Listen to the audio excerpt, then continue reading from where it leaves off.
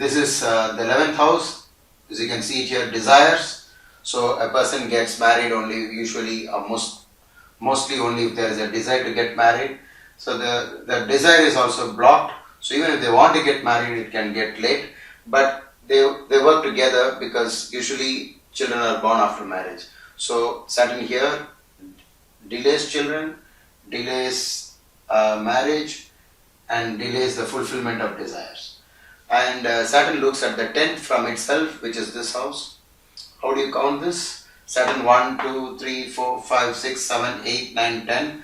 So Saturn's 10th house aspect, Saturn's 7th house aspect, and Saturn's 3rd house aspect. These are the three aspects that Saturn has. The 10th house aspect falls in the 2nd house, and this is family. So at one shot, Saturn covers the 5th house of children, gets hold of the marriage, desires, and family. So you can't put Saturn in any other house and expect more trouble than this. So at one shot, Saturn in the 5th has covered all the important aspects of the family, children, and marriage. So this is a negative combination to have, except if a good planet is along with Saturn, it can change.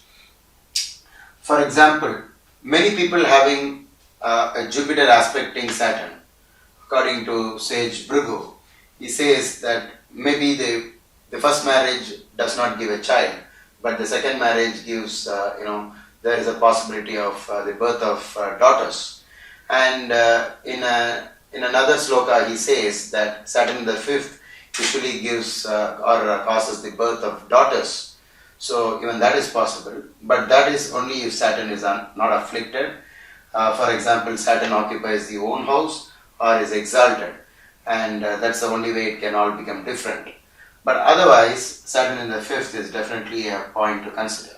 Now, what happens if a person has Saturn in the 5th? Can we conclude that there will not be children? No, that's not the way you have to go with astrology.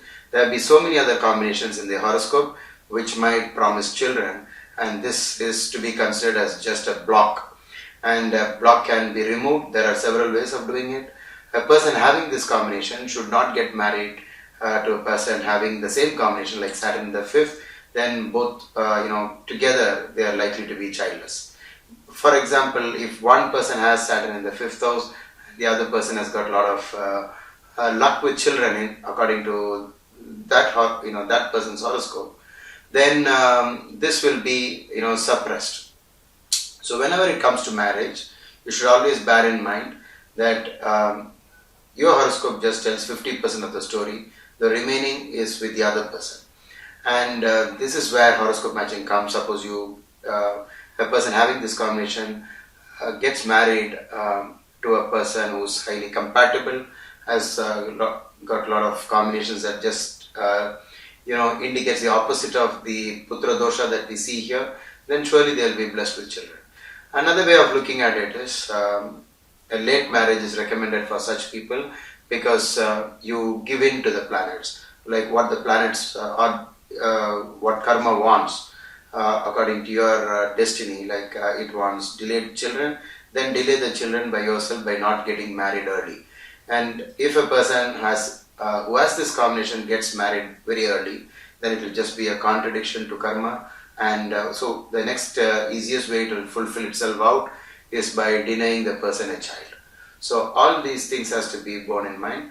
And remember that there are other factors that you have to consider.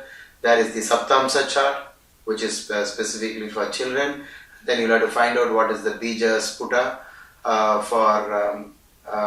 you can call it the sperm point, and you need to calculate that and find out where it occupies in the Rasi chart, in the Navamsa chart, and also in the Saptamsa chart. And you need to also look into the Sarvashtaka Varga and find out how many points are there in the 5th house.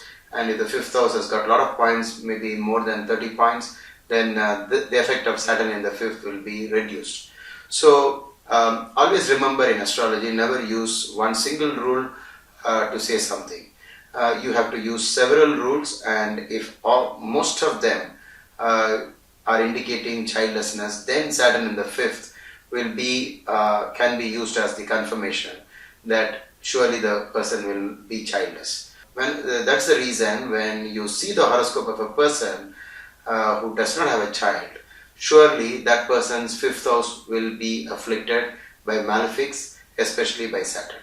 But if Saturn is occupying the fifth, it doesn't mean that the person will be childless.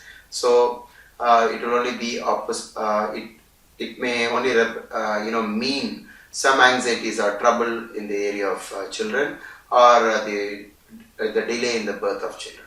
I hope I have covered all the aspects of Saturn being in the fifth house.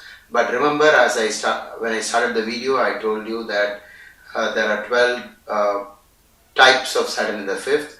So keep that in mind, and before you jump to a conclusion, first find out what is the dignity of Saturn, what is the Shadbala of Saturn, what is the Vimshopaka Bala of Saturn. So try to gather as much evidence as possible, and when you get everything pointing to one aspect, only then we are supposed to say that that is fated to happen. Otherwise, astrology is always a science of possibilities, you can say tendencies, but when you see all the things pointing to the same thing, then it is to be considered as fate. I hope you enjoyed this video. Thank you so much. Do come back for my next video.